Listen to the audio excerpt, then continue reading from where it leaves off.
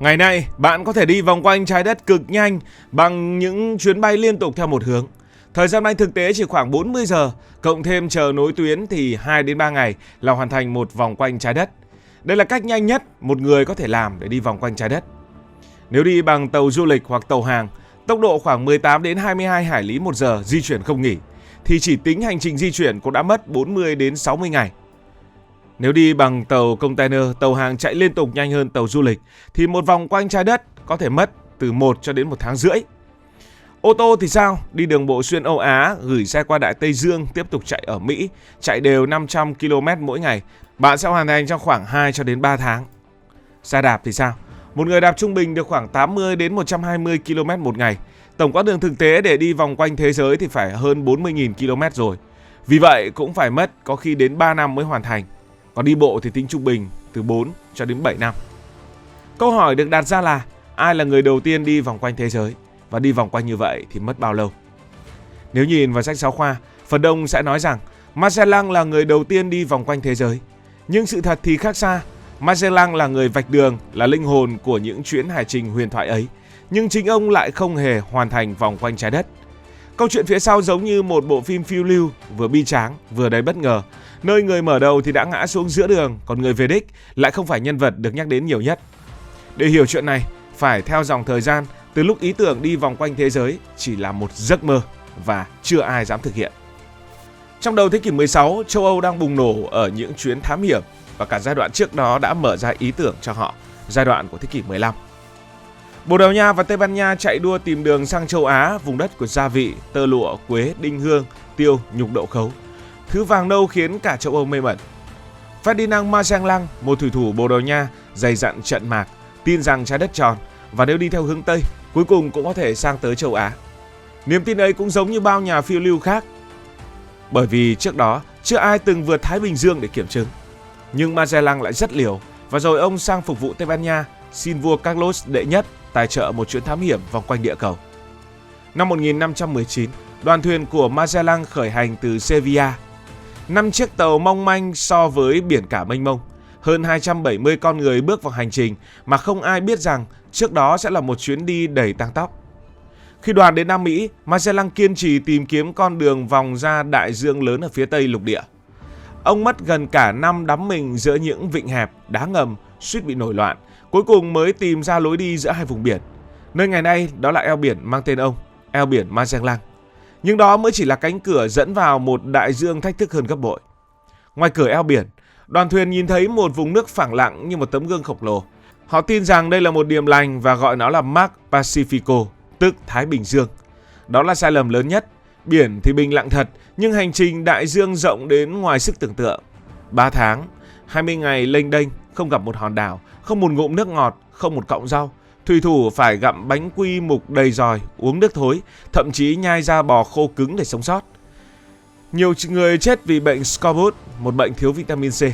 Đoàn người rơi vào cảnh tuyệt vọng, nhưng Magellan vẫn giữ vững tinh thần, luôn tin mình sẽ đến được châu Á. Cuối cùng họ đặt chân đến Philippines, vùng đất xa xôi đầu tiên mà người châu Âu gặp lại sau hành trình kinh hoàng. Nhưng chính tại đây, chuyến đi rẽ sang bi kịch. Magellan vì muốn lấy lòng từ một tù trưởng địa phương đã đứng ra trợ giúp trong cuộc chiến giữa hai bộ lạc.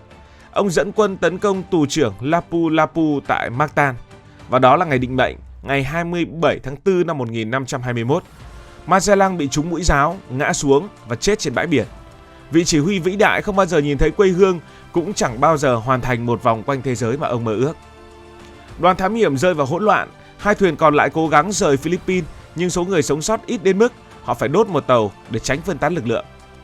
Lúc đó, một nhân vật ít ai nhắc tới đã bước lên. Juan Sebastián Elcano, một hoa tiêu người Tây Ban Nha. Elcano không phải là thiên tài như Magellan, nhưng ông là người thực tế, lạnh lùng, kỷ luật và biết cách sống sót. Khi đoàn được lựa chọn quay lại theo đường đã đi đầy biến động, thiếu lương thực hoặc tiếp tục tiến về phía Tây, Elcano chọn tiếp tục. Ông quyết định đi nốt vòng tròn dù không ai chắc liệu họ có bao giờ trở về hay không và phía trước mình là gì. Elcano lái tàu Victoria vượt qua quần đảo gia vị Moluccas rồi đắm mình vào Ấn Độ Dương, đối mặt với hải tặc, bão tố, bệnh tật. Không có Magellan, không có bản đồ chuẩn xác, Elcano chỉ có cảm giác địa lý, bầu trời và ý chí sống sót. Cuối cùng khi vòng từ mũi Hảo Vọng lên Đại Tây Dương, đoàn chỉ còn 18 người, gầy gò kiệt sức nhưng vẫn sống. Tháng 9 năm 1522, tàu Victoria cập bến Sevilla. Tiếng chuông nhà thờ ngân vang đón họ ngày trở về. Ngay lúc ấy, thế giới chính thức ghi nhận Elcano là người đầu tiên hoàn thành một vòng quanh trái đất. Vua Tây Ban Nha ban cho Elcano một huy hiệu đặc biệt với dòng chữ Latin, dịch ra là người đầu tiên đi vòng quanh ta. Ta ở đây chính là trái đất. Magellan mở đường nhưng Elcano là người về đích. Công bằng mà nói, nếu không có Magellan, chẳng có chuyến hải trình nào xảy ra. Nhưng nếu không có Elcano, chuyến đi vĩ đại ấy sẽ kết thúc trong bóng tối và quên lãng. Nhưng câu chuyện chưa dừng lại ở đó. Lịch sử còn một cái tên lạ lẫm, ít được nhắc đến nhưng đầy thú vị. Enrique of Malacca, người trợ lý kiêm thông dịch của Magellan, có gốc Đông Nam Á. Tên thật của ông không ai biết, dân tộc của ông cũng không ai biết chắc. Có người cho rằng ông là người Malay, có người nói rằng ông gốc Sumatra, có tài liệu cho rằng ông là người Cebu hay là người Visayan, tức là Philippines. Điều chắc chắn hơn là cuộc đời Enrique bước sang một trang mới vào năm 1511. Đó là lúc Magellan khi còn phục vụ Bồ Đào Nha tham gia vào cuộc chinh phục Malacca. Sau chiến dịch ấy, Magellan đã đưa Enrique khi đó còn rất trẻ trở về châu Âu. Đó là điểm khởi đầu của một hành trình vòng quanh hành tinh có lẽ chính Enrique cũng không biết rằng mình đang tham gia. Nhiều năm sau, khi Magellan rời Bồ Đào Nha sang phục vụ Tây Ban Nha, Enrique tiếp tục đi theo chủ nhân. Năm 1519, ông cùng đoàn thám hiểm Magellan khởi hành từ Sevilla, bắt đầu chuyến đi lịch sử. Họ vượt Đại Tây Dương, cắt qua Nam Mỹ, băng qua eo Magellan, rồi lao vào Thái Bình Dương. Lênh đênh 3 tháng trời không thấy đất liền, và hành trình như đã nói, rất phức tạp. Rồi khi đoàn đến Philippines, một điều thú vị đã xảy ra. Enrique, người gốc Đông Nam Á, đã hiểu được tiếng của cư dân bản địa tại đây. Những người Tây Ban Nha kinh ngạc, họ đã đi nửa vòng trái đất về phía Tây và có người đã phiên dịch cho họ. Người từng bị bắt ở Malacca lại hiểu được người dân nơi này. Điều đó cho thấy Enrique gần như đã trở lại khu vực quê hương theo đúng một vòng của trái đất. Nếu lúc đó Enrique rời đoàn, đi thuyền từ Cebu hoặc Matan xuống Borneo, Brunei rồi về Malacca, ông sẽ chính thức hoàn tất vòng tròn quanh thế giới. Nhưng vì mọi thứ quá hỗn loạn sau khi Magellan tử trận, không ai biết chuyện gì thực sự xảy ra với Enrique. Một số tài liệu Tây Ban Nha viết rằng Enrique bỏ đi sau khi Magellan chết vì ông cho rằng chủ nhân không thực hiện lời hứa trả tự do cho mình. Có tư liệu cho rằng Enrique thậm chí còn bị cư dân giữ lại.